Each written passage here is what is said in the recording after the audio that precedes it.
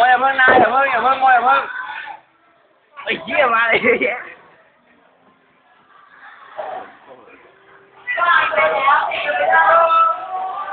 เฮ้ยเหี้ยหรือเปล่าไอ้คุ้ม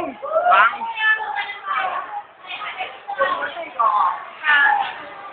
กูรอเนี่ยกูเจ๋งกันอ่ะโอ้